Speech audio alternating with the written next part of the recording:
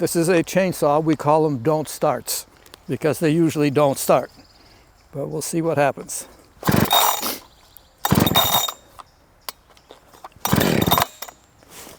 That's typical.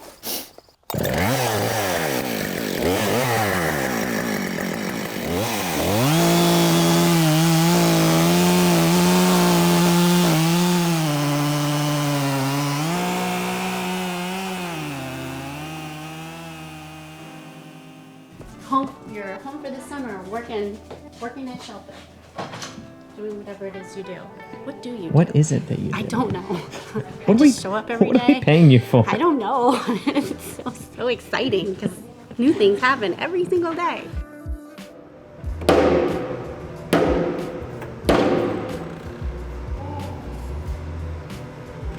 All right, George, coming up.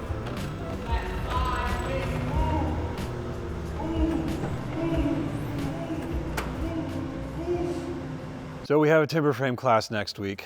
In preparation, we have just removed the timber frame that was in this space, piled it up, and with a little bit more cleanup, we'll be ready for the end of next week where we'll just build another one. The biggest question mark right now is that we're still waiting for the timbers to show up, which usually we have those a little bit further in advance. They're supposed to show up on Friday. Today's not Friday? What day is it? Right now, Tuesday. Oh, okay. Why is everything the way it is? I mean, part of it is just that we've ramped up everything that we're doing. We're just finding out what it's like to need a lot more chisels a lot more often. The timbers, kind of the same thing. We're building so many structures this year. They just get slid into different orders, and sometimes the timing doesn't work out.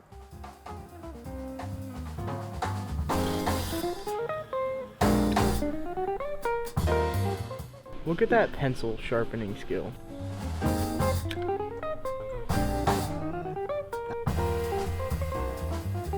I believe I could touch the sky. Yeah, so I'm working on scarf joints, and right now I'm just kind of going through. I'm refining. These are through mortises, but I don't need to go all the way through, so I don't need to connect them from both sides. I just need to plunge enough, so that way when I cut out the scarf joint that I actually get that mortise all the way through. Yeah, so after I finish mortising these, I'll just move through to refining these, just because they're big timbers.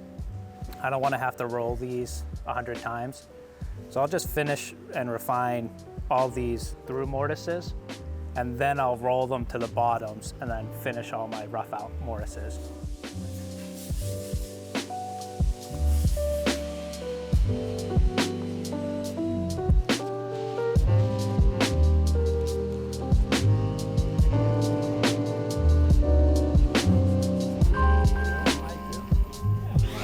What? I said, do you have a mic too? I do, yeah. Nice. You want to talk in mine? Sure. Hey, George. Tell me your name.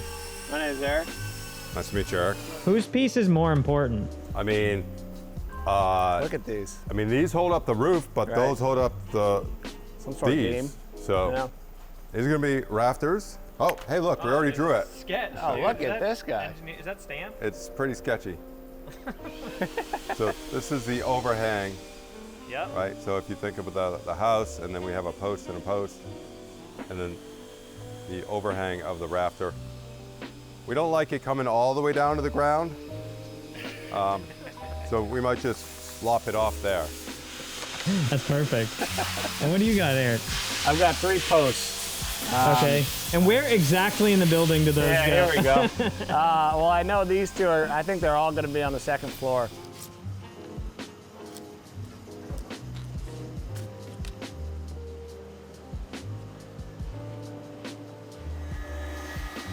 So what I've been working on recently is a staircase, and I've been getting all the pieces cut, finished, and I finally have put it together. Once I'm done with the railing, it will be ready to be taken and loaded onto the truck, and then when we go to raise it, it'll be ready.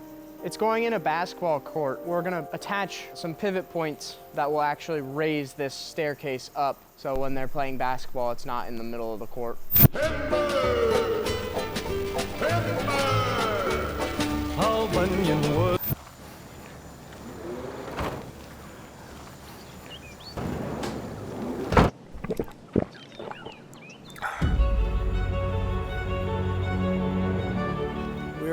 clearing a little area here to build another timber frame building, just like the one we built 2 years ago. It's 80 by 120. Bless you. Excuse me.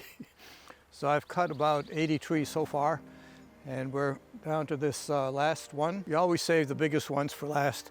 Clear everything out that you can first so that the falling trees don't get entangled up in the air.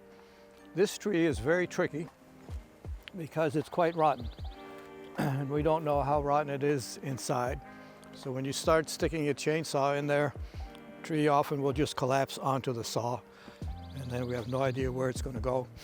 So you want to be sure that everybody is totally cleared out of the way for the distance that the tree could fall. It does have a preponderance of weight in this direction.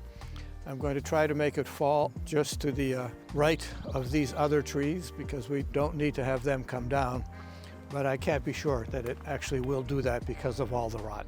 Typically, what you would do is create a wedge that aims where you want the tree to fall, and then you cut about a third of the tree in the direction of that fall, and you save the other third to cut as the tree is beginning to fall. As it falls, it begins to turn because you've saved that amount of wood.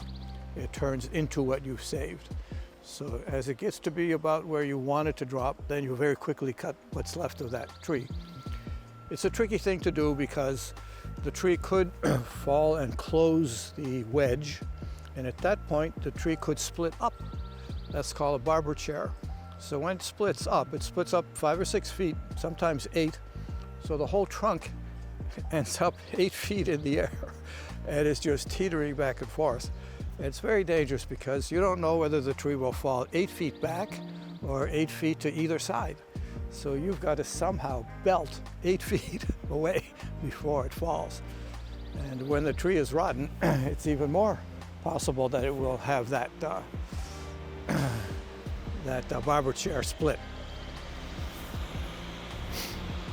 All right, so if you look in the area here, you can see all these trees have been cut. You see the stumps.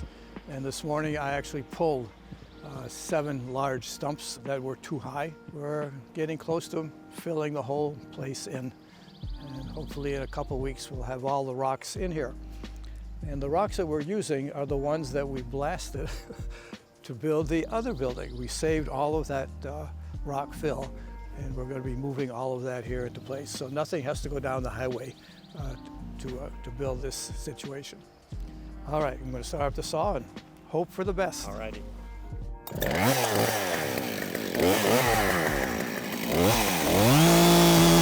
So this tree is quite rotten, and it's already sitting just from that little bit of cut.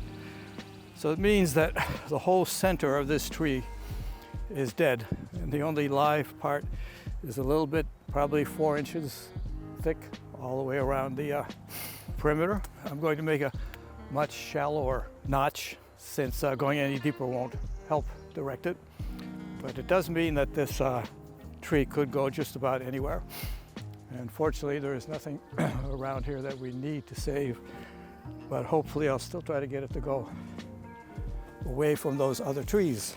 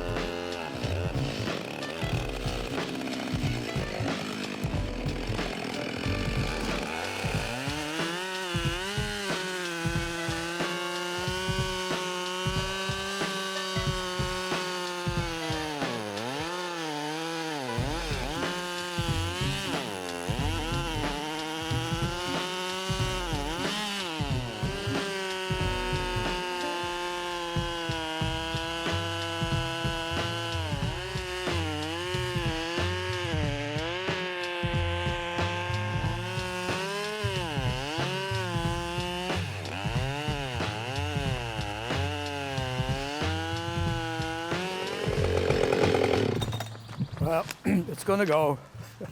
It has pinched my saw. Too much rot. I'm going to go and get a couple of wedges, if I can help it along.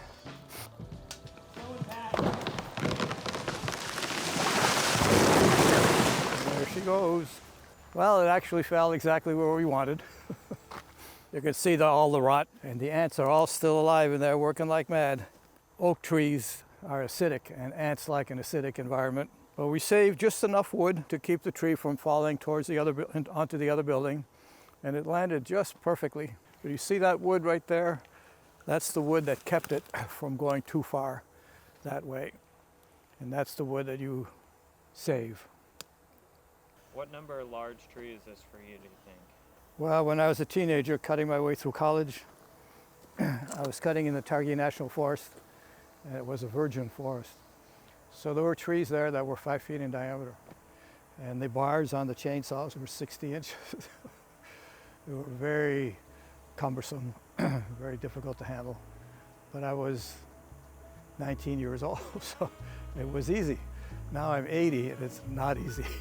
Amazing. But that firewood there would easily heat a home for 2 winters, just that one tree.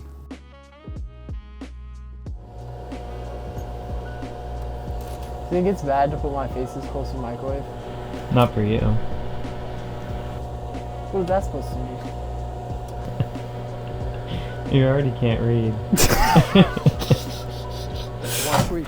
Yeah, this is what we've got for the shoe group build. I'll show you the model. I believe it's 30 wide and 45 long. What's really cool about this particular build, being 30 feet wide, is that we can reasonably fit in 3 10-foot bents on each end.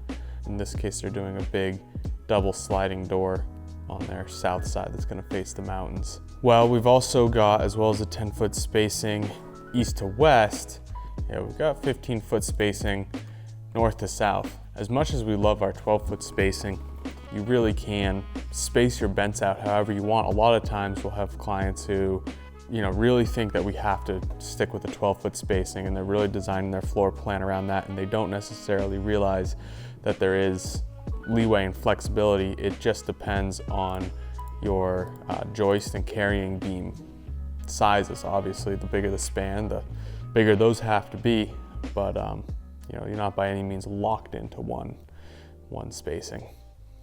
So I'm about to head in and we're gonna have a meeting with the design and operations team regarding our new kits that we're working on. So it will be panelized construction home that's using totally new panels that we're developing, as well as a glulam timber frame that basically makes the timber frame shelf stable is what we're trying to do with that. We cut and raise green timber frames with our custom design build team here, whereas these will be totally kiln dried because theoretically they'll be sitting for a while and shipping, and we need them to not move when they're sitting for a while. So we're just gonna go catch up, talk about new advancements that we've had in material testing and design, so it'll be exciting. You are getting this hot off the press, and I am very pleased to announce. First of all, we are now on LinkedIn, which I am extremely excited about because this is going to be us talking to the business community, to the corporate community, because obviously that is something we've always engaged with indirectly. We've always had an amazing diversity of attendees to our purely post and beam, from traditional woodworkers, but also doctors and lawyers, surgeons, sort of infinitely white collar students and alumni, which we absolutely love.